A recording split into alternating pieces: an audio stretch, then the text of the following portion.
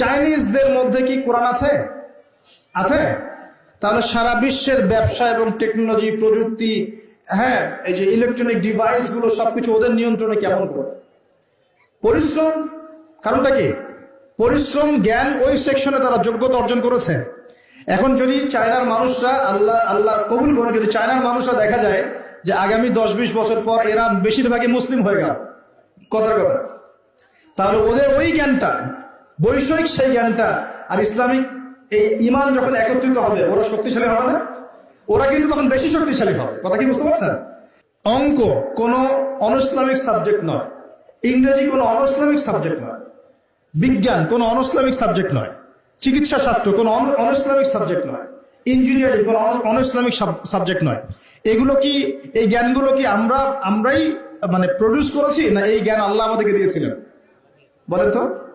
আপনি যদি কোরআন পড়েন, কোরআন পড়লে দেখবেন কোরআনকে 3 ভাগে ভাগ করতে পারবেন, যার একটা বড় অংশে থাকবে হিস্ট্রি বা ইতিহাস। তাহলে ইতিহাস শাস্ত্র কি জায়েজ না নাজায়েজ? হিস্ট্রি জানা কি খারাপ না ভালো? বিশ্বের ভূ রাজনৈতিক প্রেক্ষাপট জানবো, এটা কি জায়েজ না নাজায়েজ? আমি যদি না জানি পুরো বিশ্বে কি চলছে, আমি কেমন করে ইসলামকে নিয়ে আগাবো বলেন? অর্থনীতি একটা জায়েজ সাবজেক্ট না নাজায়েজ সাবজেক্ট?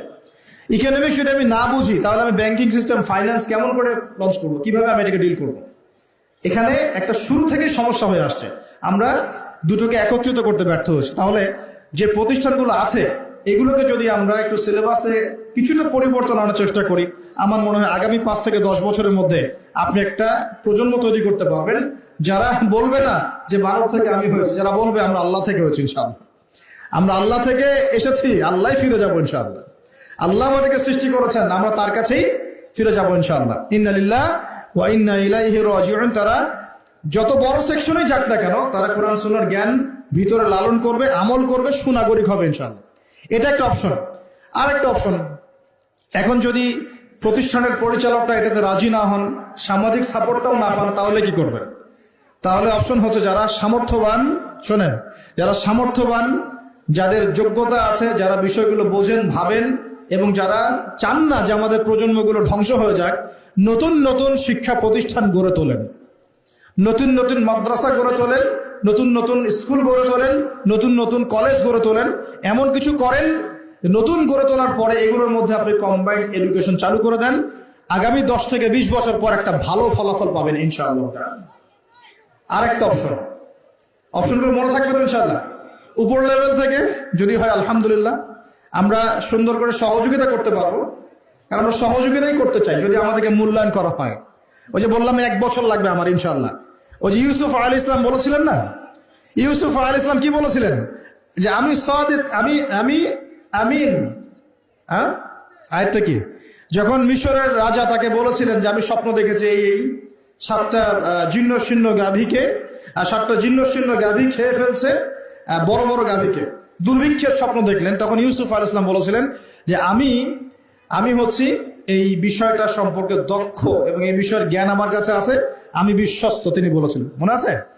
তখন ইউসুফ আলাইহিস সালামকে মিশরের যিনি আজিজ, তিনি তার পাশে এসে বসিয়ে বলেছেন যে এই খাদ্য মন্ত্রণালয় তোমার হাতে তুলে দিলাম, তুমি এখন দুর্ভিক্ষ সামলাও। ইউসুফ আলাইহিস সালাম এমন ট্যাকটিক অ্যাপ্লাই করলেন যে মিশরের লক্ষ লক্ষ মানুষ আসন্ন মৃত্যুর হাত থেকে বেঁচে গেল আলহামদুলিল্লাহ। তার কাছে জ্ঞানটা ছিল। এখন আমরাও এইভাবে বলতে পারবো যে যদি মূল্যায়ন করা হয় 1 বছর লাগবে না ইনশাআল্লাহ, পুরো প্লে থেকে নিয়ে 10 পর্যন্ত, এইচএসসি পর্যন্ত পুরো সিলেবাসটাকে আমরা ইসলামাইজড করে, জেনারেল এবং ইসলামিক শিক্ষার সমন্বয় করে পুরো জাতিকে পরিবর্তন করে মিশন হাতে নিতে পারবো ইনশাআল্লাহ। আর মূল্যায়ন করবে কি করবে না আল্লাহু আ'লাম। আর আল্লাহ পাক তো ক্ষমতার মালিক। ক্ষমতার মালিক কে? কালকে যে জেলখানায় ইউসুফ, তার পরের দিন সে মিশরের ওই যে পার্লামেন্টে, মনে আছে? গতকাল জেলখানায় ইউসুফ আলাইহিস সালাম, তার পরের দিন কোথায়? পার্লামেন্টে। ক্ষমতা দেওয়ার মালিককে, ইজ্জত দেওয়ার মালিককে, সম্মান দেওয়ার মালিককে, এগুলো আল্লাহর হাতে। আল্লাহ পাক চাইলে ওরকম যোগ্য মানুষকে উপরে নিয়ে যেতে পারেন ইনশাআল্লাহ তাআলা। আল্লাহ পাক পারেন না? সবই পারেন। কুলিল্লাহুম্মা মালিকাল মুলক, আল্লাহ পাক হচ্ছেন রাজত্বের মালিক। তুতিল মুলকা মান তাশা, আল্লাহ পাক যাকে ইচ্ছা রাজত্ব দেন। কে রাজত্ব দেন? আল্লাহ পাক। ক্ষমতা কে দেন? আল্লাহ। ওয়া তানজিউল মুলকা মিম্মান তাশা, আল্লাহ পাক যার থেকে ইচ্ছা ক্ষমতা কি করেন? কেড়েও নেন। কে এটার মালিক? আল্লাহ। আল্লাহ পাক ন্যায়পরায়ণদেরকে আমাদের উপরে রাখুন, আমরা দোয়া করি। আমাদের উপরে যাদেরকে আল্লাহ পাক রাখুন তারা যেন ন্যায় বিচার করতে পারে সেই দোয়া আমরা করি। ন্যায়পরায়ণ শাসক আল্লাহ পাক আমাদেরকে দান করুন, দোয়া করি।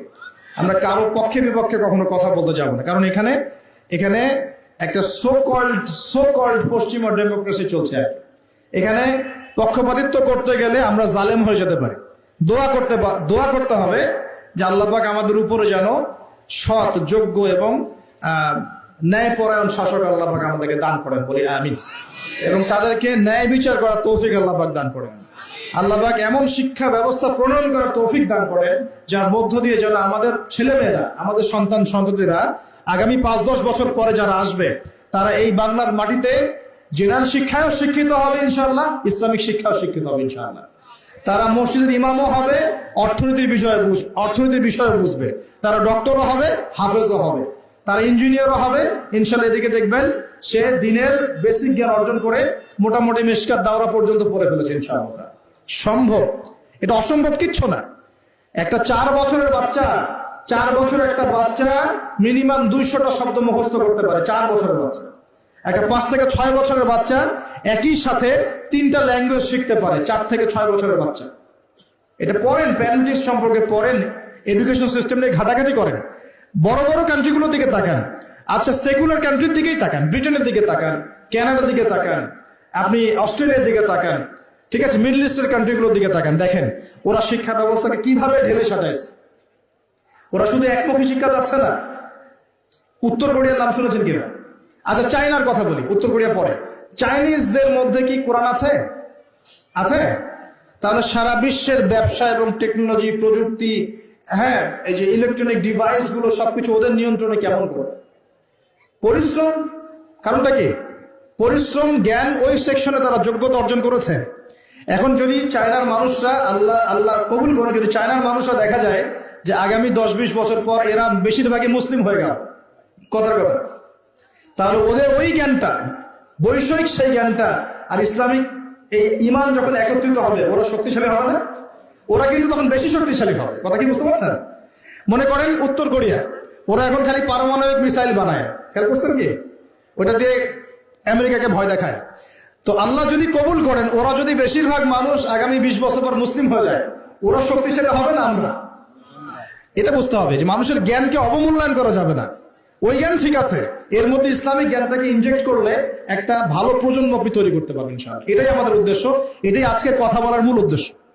আল্লাহ পাক আমাদেরকে বোঝার তৌফিক দান করুন।